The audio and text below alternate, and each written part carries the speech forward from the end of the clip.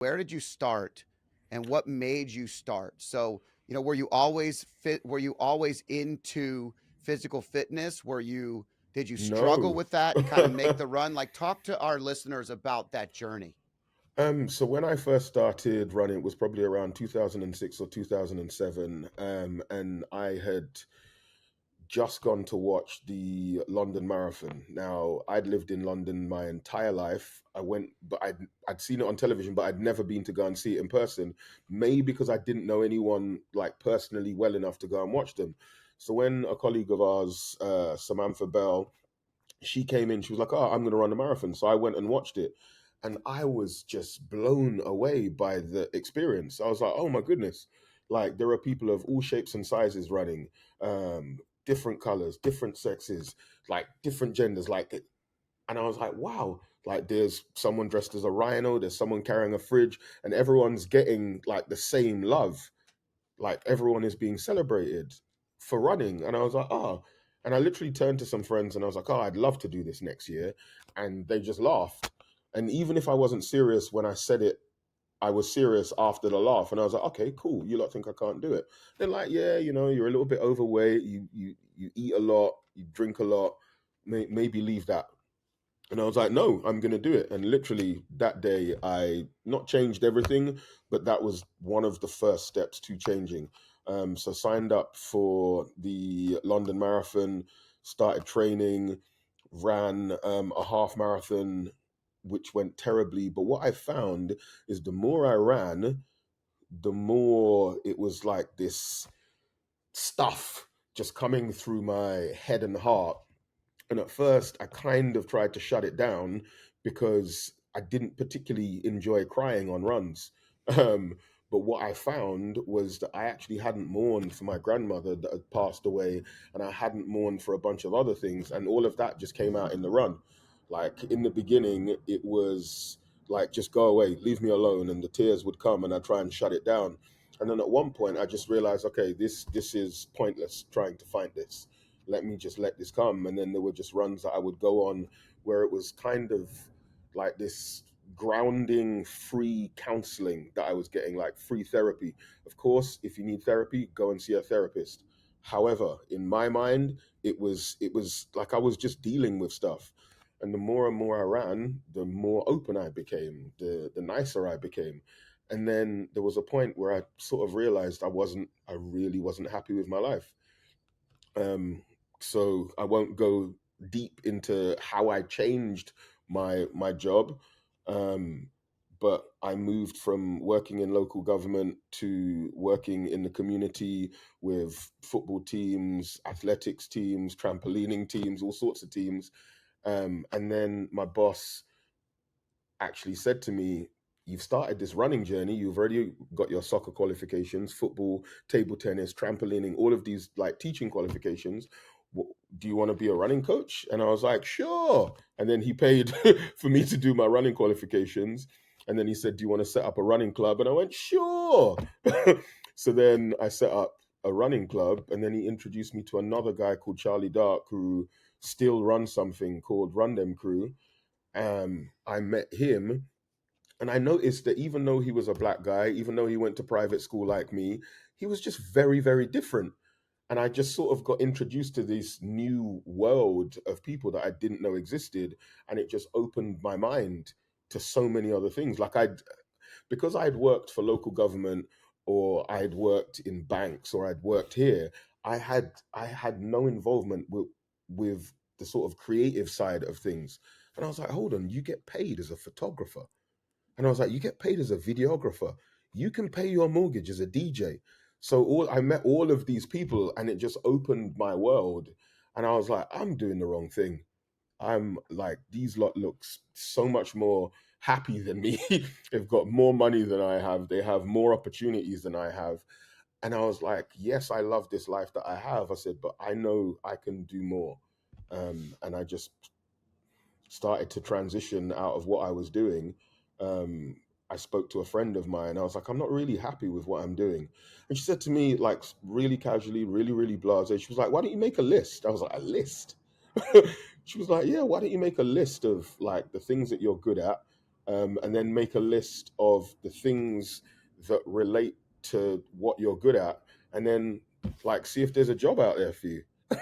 And I remember literally just giggling. I was like, "What are you talking about?" I was like, "We need to write a list, and then what this list is going to come true." And literally, I wrote the list, and here we are. You know, I wrote down a couple of words as you were talking that really resonated. And number one is getting in touch with your true self.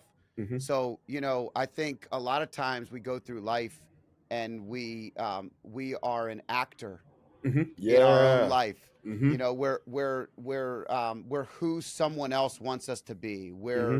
We're what we thought we wanted to be when we were young. We're, Hmm.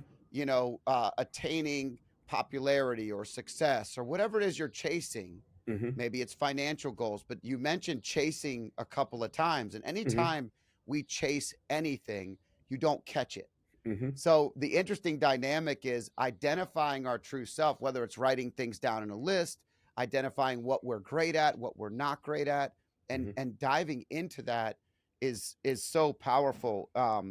I also wrote down the power of saying yes. Yes. So like it's really simple, right? You started out by saying, "Yes, I'll do Hmm. that. Hmm. Yes, I want to get my runners coaching. Yes, I'm interested in trying this. I'm open to these new people."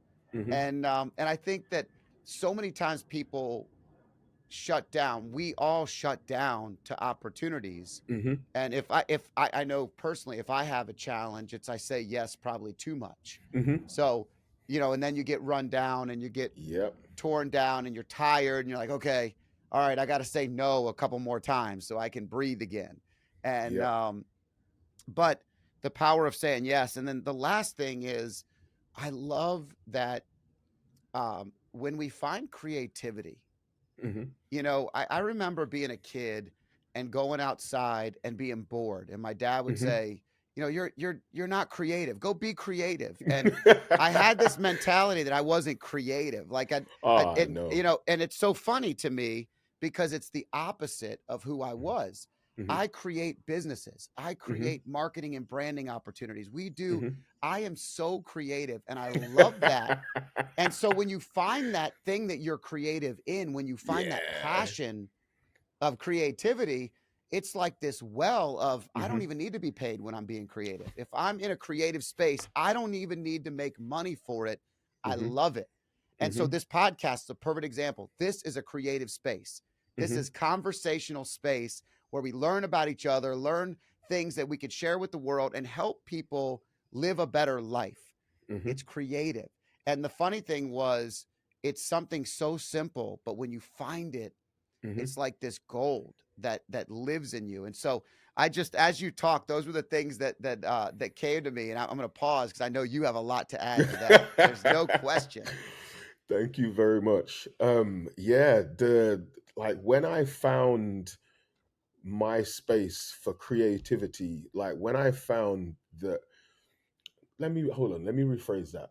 When I gave myself permission to be who I am and create the things that I wanted to create, like the things that I accomplished personally, and then the things that I accomplished with my team and my community are things that I could never ever have imagined. But all of that stuff, it didn't happen overnight. It started off like really, really small, and I can actually remember the first event that I put on. It was an event called Mission Impossible, and the reason why I was able to put on events was because I'd learned a bunch of skills from the previous job that I had, where we would put on football tournaments or table tennis tournaments for young people in youth centers or schools.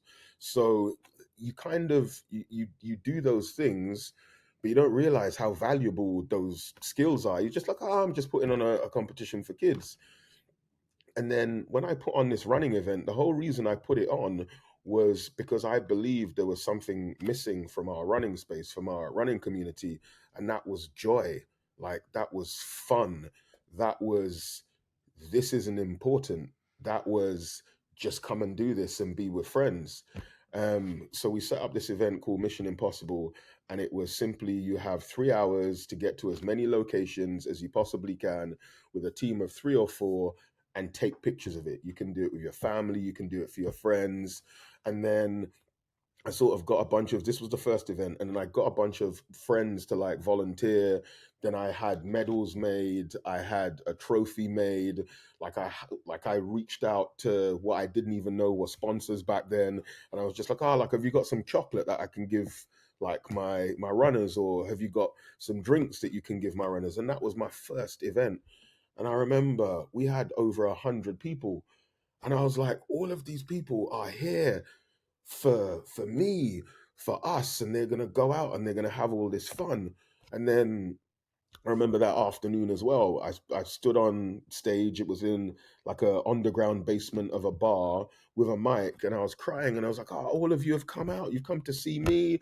You've come to see the community. Thank you so much. You've had so much fun." And after I did that, I was like, "Wow, who knew I could do that with my friends and my team? Let's do more." And we just built on that. And every single event, it wasn't bigger, it was just different.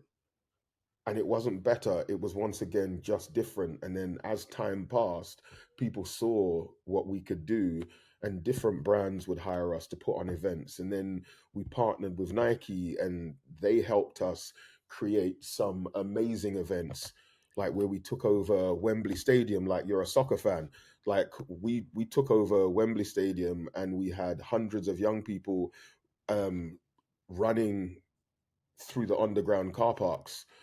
We took over like go kart tracks. We took over Westfield Shopping Centre, like just through running. And that's just because I'm like, we need to do something different, because running isn't fun. And a way to make it fun is to do stuff that either hasn't been done before, or sprinkle your own like special sauce or twist on it. And that's what we did. We just engaged a completely different audience with the help of our global community. Um, yeah, and that was a Yeah, very you made long running answer. creative. Yeah, Yes. no, it was a great answer because you made running creative, and ultimately, I keep going back to movement. Like Hmm. when each decision we make in life is about that movement forward, and we're not. Sometimes we try so hard to control the result again that we're forgetting that it starts with the movement. You got to take a Hmm. step forward. So Yep. you chose to run that first day, and your friend is like, "Dude, you're not you're not going to do this." Yeah. And That's and exactly what they did. yeah, they're like, "Dude, you're not going to do this. You're lying to yourself." Yeah. And it doesn't mean they're a bad friend, cuz sometimes they know you, but they Hmm. know the version of you that you've chosen to be to that point. They don't know the new version that you're choosing to be in that moment. Hmm. And so you chose to change. Then you Yep. chose to make a movement. If you like clips like this, I have a similar clip here. And if you want to watch the full video, click here.